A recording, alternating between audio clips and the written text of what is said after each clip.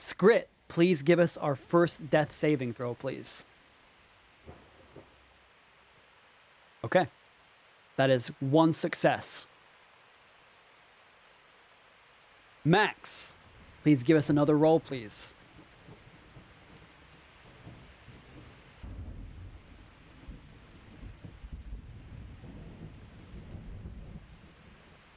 Okay, that is one failure. Dane. Dane will save us all. Trust. A success. There you go. I told you. Easy clap. Papa Crimes. Please roll the dice.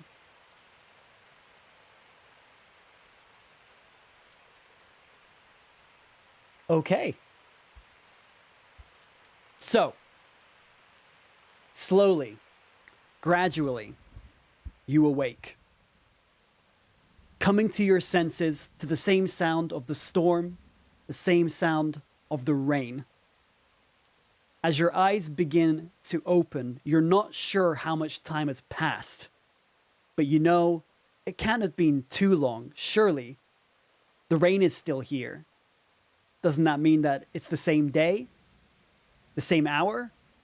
It's hard to say. As you look up into the sky, you see a canopy through which you have burst through multiple layers, at the very least softening your fall to the point of not instantly splattering you on the ground upon impact. You can assume the only way to survive is if you had not been that far from the ground when your grip failed you on the ship. As you look around, give me a perception check. Falcon, give me a perception check, please. Roll that dice. 15. Okay, so a total of 22. You start to take in your surroundings. As you look around, you don't immediately see the sight of any kind of wreckage. As you're coming to your senses, you're starting to remember the events that just passed. But you can see that you are seemingly in a fairly open space, but that there is a hill that leads further down from where you find yourself under this canopy. And as you kind of crawl your way over to the edge, you can see far down, about 300 meters or so, there is very clearly a large plume of smoke. And there is an enormous gap in the tree line further down into the forest itself. Very clearly, the ship having destroyed this section of forest, scattering trees and rock in every such direction. You do not see immediately any signs of life from where you are, as the wreckage itself is still disguised by the tree line between the two of you. Would you like to leave, get up and leave, cut your losses, or investigate the shipwreck? So, stumbling and at sometimes rolling down this hill, after about 10 minutes of painful walking, your bones creaking, the pain almost unbearable, you finally make your way through the scattered trees to see the devastating sight of the crashed airship. I am going to need an investigation check from chat to see who or what you find in the wreckage. Spirit Wolf, please type !roll in the chat. Okay, so that brings us to a total of 14 with our investigation of +1. So, taking a look around, there are shattered sections split from each other of this airship jutting out of the ground, some of them stuck up in trees. You can see burning material hanging on the canopy in some areas. This airship very clearly broke apart as it impacted the ground and continued to move for at least 100 meters or so. The sheer momentum of the spin carrying it through the forest, destroying everything in its path. It takes a bit of searching, but through the disgusting and harrowing remains of many crewmates and various staff upon this ship, you immediately only find Bobek impaled on a section of ship that had broken away. You find that Alaric is nowhere to be seen. Roga, the turtle, seems to be alive, having retracted into the shell, still taking a serious amount of damage. There is a large amount of cracking on the shell itself, but it doesn't take too much to rouse Roga. And you search for about 10 minutes more, unable to find any of your other companions. However, it's at the moment where you start to give up hope that you hear something some distance away in the tree line. You hear a familiar whining sound. Alden, somewhere in the forest. You wander forward, stumbling as best as you can, trying to track this sound. Something that you're usually quite good at, but nonetheless, in these desperate circumstances, is something you are struggling with. It's not long before, as you get closer to this whining, you start to hear something else. Heavy footfalls somewhere in the distance, seemingly moving away from you. Whatever this creature is, with your experience of monster hunting, is of considerable size. It's not long before you find Alden, cowering, bloodied, but still alive, under a couple of bushes.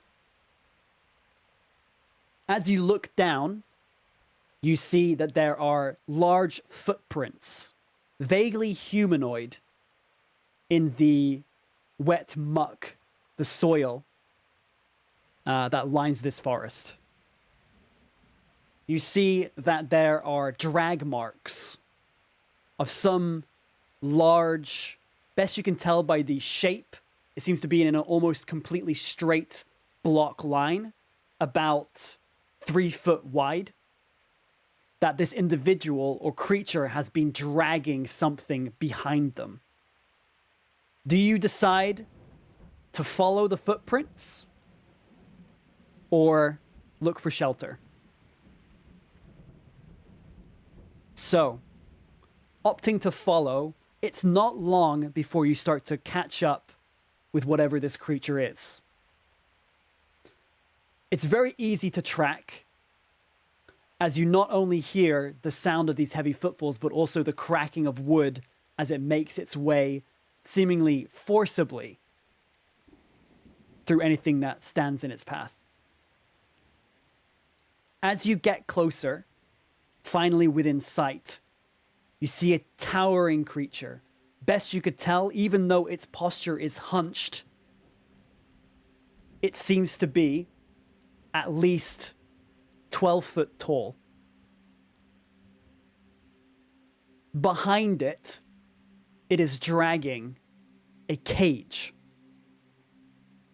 And you can very clearly see within this cage, from this distance, about 20 foot away, are multiple bodies, mangled, distorted in their forms,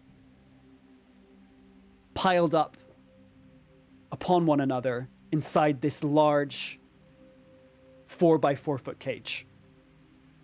I need a perception check. Jean, please give us a roll, please.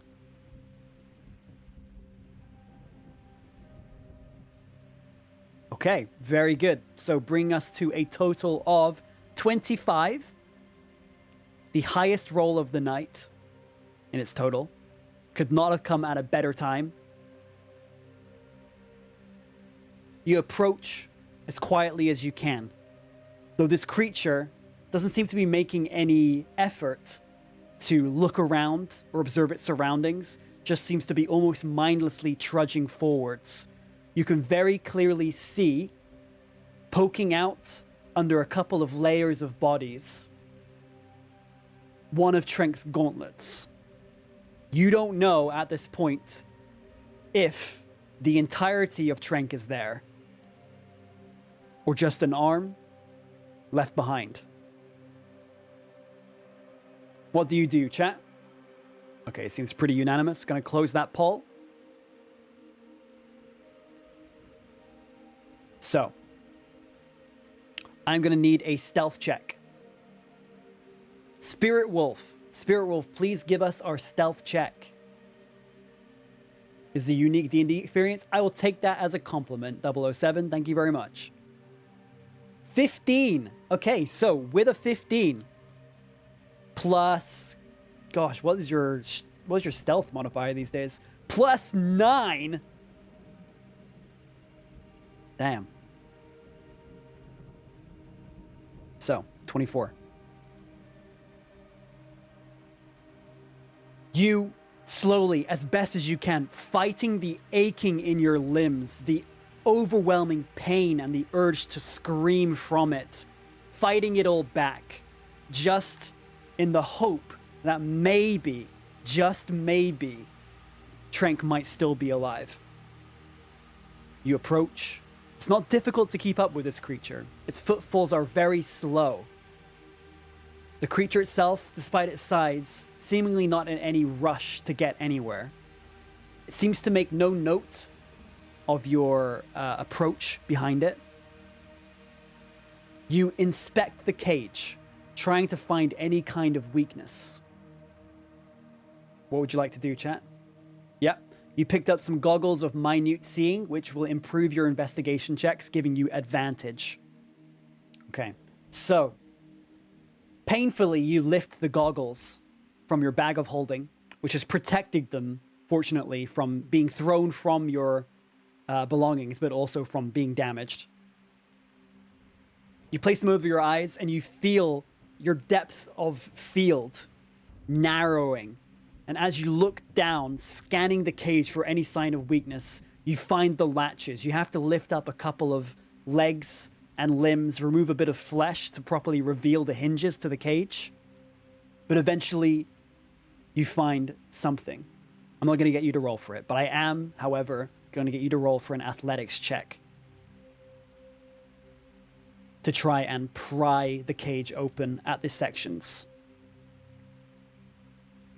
Dane, please give us our athletics check, so roll in the chat. Okay, so with a 13 total, as best as you can, you attempt to lift the cage doors.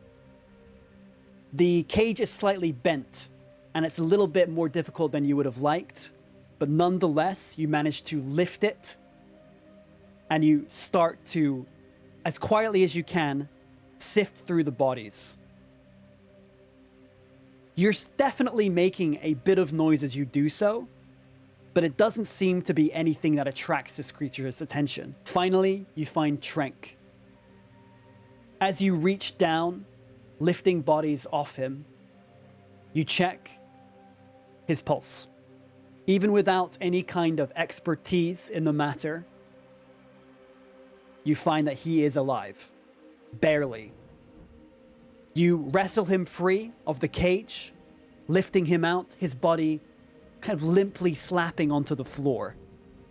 And as you look up, you see that the creature hasn't even noticed. As you lie there in the grass, what's left behind by the scraping of this cage anyway, relatively undercover from the canopy above, sheltered from the rain,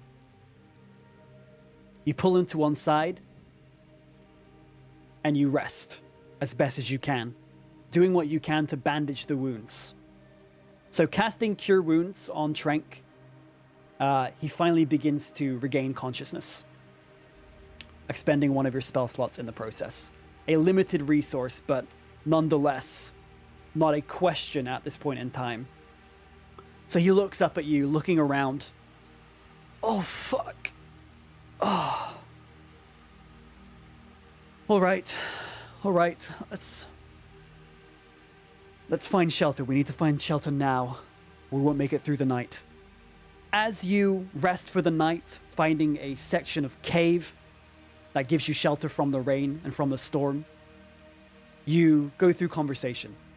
You take a few moments to walk outside, observe, scout, and you notice that off in the distance, about a mile or two away, the sure signs of civilization. There are plumes of smoke, assumedly from chimneys given their narrow size, somewhere perhaps to recuperate or to ask where you possibly are. The four of you, yourself, Trenk, Roga, who gradually manages to keep up with you and catch up, tracking your footprints that you leave behind, and Alden, all together, coming to an agreement. At the very least, you should find out where you are. You rest for the night in the cave, and then head out in the morning towards whatever village or town this might be.